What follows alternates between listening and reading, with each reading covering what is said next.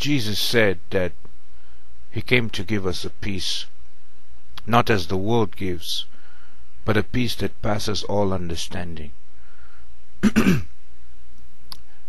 see, my friends, so most people do not distinguish between the peace that Jesus gives and the peace of the world. See, the peace of the world is very, very different. It's based on your physical provisions. It's based on your physical food, physical water, physical shelter, your computer, internet access, electricity, AC, comfortable life. You see, all your bills and everything, you're taking care of all that. See, another way to see the peace of the world is like it's like when you look at a lion sitting under a tree with its pride.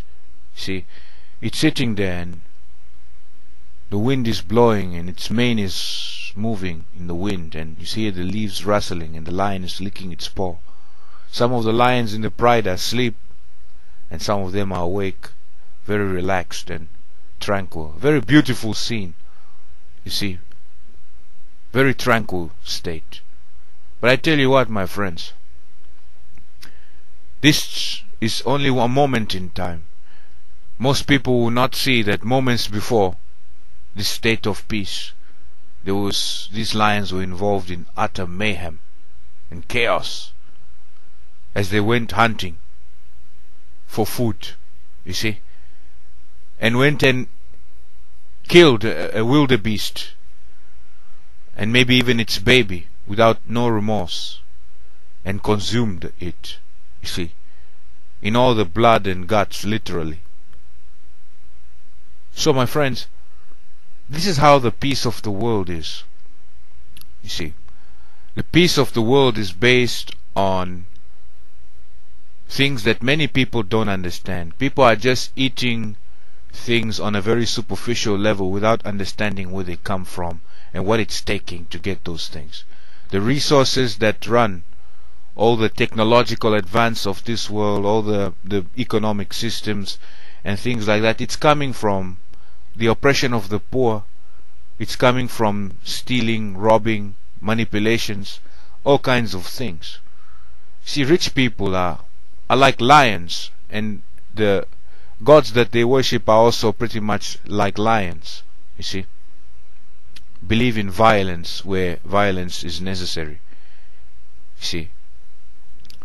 So, but most people just consume the finished product. You see, they don't see how things are happening in this world. So their whole peace, their words that they speak are derived from this peace that they attain of the world. So many times, if you see how God operates, He removed people from the peace of the world. He caused them to suffer what appeared to be like suffering in the physical realm.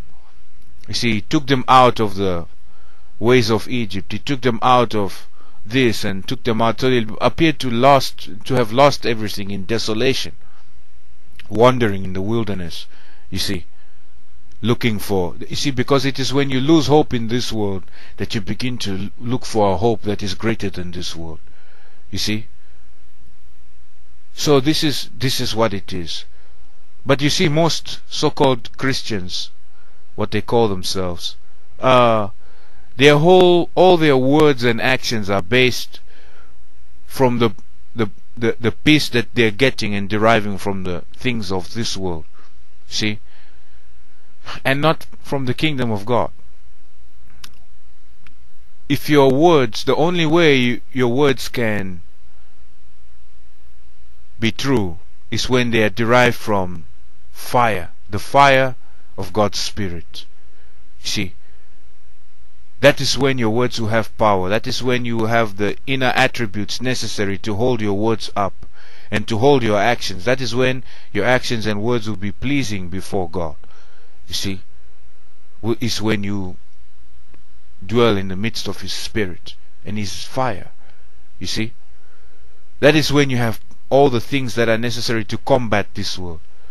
See, Jesus said Life is more than the meat and more than raiment. Foxes have holes, birds have nests, the Son of Man has nowhere to lay his head. In another place he said, you need to love me more than you love your family, more than you love anything in this world. You need to hate your life in this world. In another place he said, who is my mother, my brothers and my sisters? Those that do my Father's will. You see, those that do God's will do not seek a piece of this world. You see, they seek the peace that passes all understanding, that is greater than anything this world can give you. This world teaches you to seek after physical sustenance, physical food, physical water, physical shelter, physical knowledge.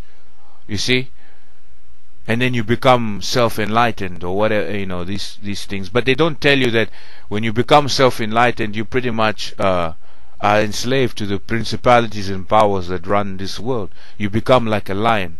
You justify scientific theories that oppress the poor. You justify economic theories and economic action plans that look very nice on the outside, but they're destroying the poor. You see? And they're oppressing the poor. On the surface they appear to be, oh, we are so good, we are helping those people. But behind it, you're not really helping them. You're helping one person and destroying 1,000. You see? That's what's happening in this world today.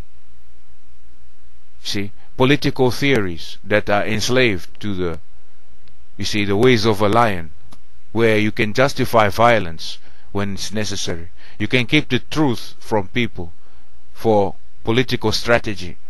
You see, this is what is happening in this world, and it has all turned into mayhem. You see, and that mayhem will manifest itself. The only thing that can counter this is those that dwell in the Spirit of God. You see, who have built their house on a rock, who are following Jesus Christ, because then they don't seek after the pursuits of this world. This world will fight and die for what it believes in, and those that follow Jesus Christ will fight and die for the kingdom of God. And when I mean fighting, I don't mean physical. You see, I mean to keep God's commandments, to be obedient to what Jesus said, to hold all those things internally first. You see,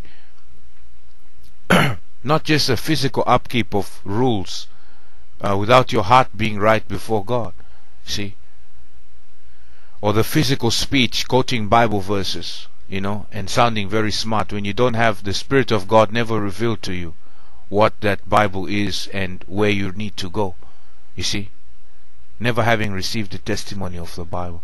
So you see, my friends, most people are lost in the pursuit of the peace of the world, and then as Christians they stick our verses and Bibles to justify that peace. That's why you see many preachers and pastors are justifying all kinds of things. You see, because they want their kingdoms in this world.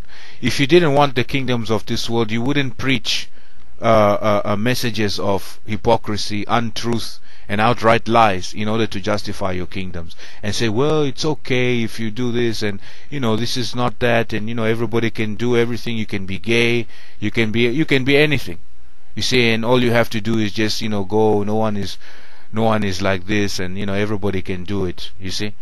And you water down the gospel, just like you watered down everything that you wanted to sell, you see, to a gullible masses of people that are willing to buy, because the system has oppressed them so much.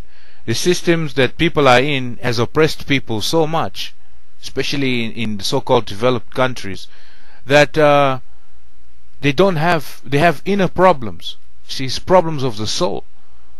See, they have things, but those things don't give them any happiness in the long run. See, and then that's what people think is it's gonna last. It's not gonna last. You see, the wisdom of this world is like a plane. The plane flies many times. It flies in the sky, so everybody thinks, oh, it will always fly. But then everybody forgets that there are many planes that crash. You see. That's just like the wisdom of this world. That's just like the peace of this world. You see, one moment it's up, the next moment unexpected completely, it's just gone. See, Before World War II, no one could tell that, hey, there's going to be all kinds of problems before World War One, Two, and many other wars. But then all of a sudden, this is what happened. See, because there was power struggle, because the lions wanted to secure their territory. You see? And then everybody fell into all the different traps that were set for people in the name of nationalism, in the name of this ism and that ism. You see? Then we fight for this and fight for that. Jesus didn't come to secure a kingdom. Our peace is not derived from the kingdoms of this world or the way the nations of this world derive them. Our peace is derived from a kingdom that is not of this world, that is spiritual. You see? So if we are talking and we're trying to give people the peace of this world, you might as well listen to a person who's completely off the word, because their words have more power. Or you become very strong in the kingdom of God, and then you will be preaching a peace that passes all understanding. Then when the plane is falling, everybody will be in terror, but God will give you the strength and will give you the peace. He'll give you the compassion where these people, you see, need it. He'll give you mercy where people need mercy. He'll give you strength to do things that you never knew that you can't do in your own strength. You see? But this is the problem. People want the peace of this world and not the peace of God. You see? So the peace of this world will give you the AC, the internet, the electricity, the this, the that, and all these things. But if you have not found something greater than all these comforts, see, because then the moment they go, then you lose your peace. Then now all of a sudden you stop believing, you stop following Jesus Christ. You see?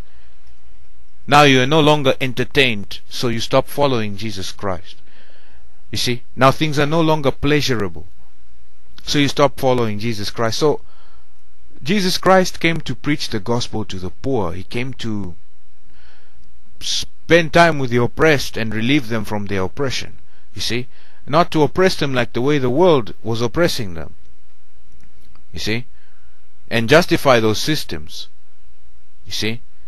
He came to set the captives free, not preach captivity to them. Captivity to sin, captivity to the principalities of this world, directly and indirectly to the systems of the world. See, the world, the nations of the world are enslaved to many things.